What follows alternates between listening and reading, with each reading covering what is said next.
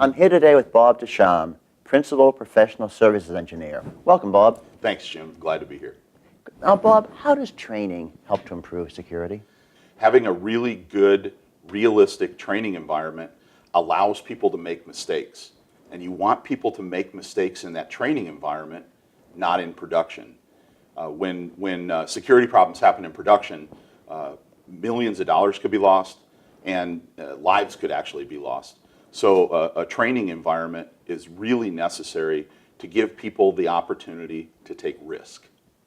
Well, that makes sense, but help me understand. What's cyber range and what does it do?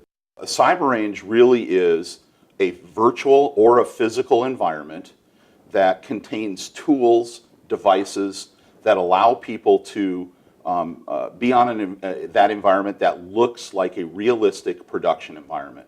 That cyber range can be used for cybersecurity drills, it can be used for policy management, and it also can be used for research. So it's a valuable tool to allow people to really have an environment to create a realistic scenario for them to practice in. Now, in terms of security, what kinds of attacks can it simulate? I mean, the Sony attack, 2015, the Target attack of 2013? In a cyber range environment, that secure sandbox allows you to do almost anything. We use the IXIA breaking point system to create that realism, that background traffic, as well as the attacks, things like DDoS attacks. Things like the Sony attack is a great example of that, where it allows people to create that non-standard look, because that's exactly what happened at Sony, where people were FTPing traffic out, and that shouldn't have happened. So yes, those types of attacks that happen can definitely be simulated in a cyber range environment. Can you elaborate on what the training environment is like? Our training environment is a set of virtual devices, all running in VMware, and we have things on there like Exchange servers, Active Directory servers, DNS servers, as well as workstations, web servers, and of course, probably the most important part of our cyber range is the IXIA breaking point system, which generates the traffic. It lights up the cyber range with the realism that's necessary. Can you elaborate on how realistic it is, and is it something that just anyone can set up? Anybody with an amount of skills that allows them to have any networking or workstation background can easily set up a cyber range for themselves. The realism is extremely important. That, to me, is the most critical piece of a cyber range.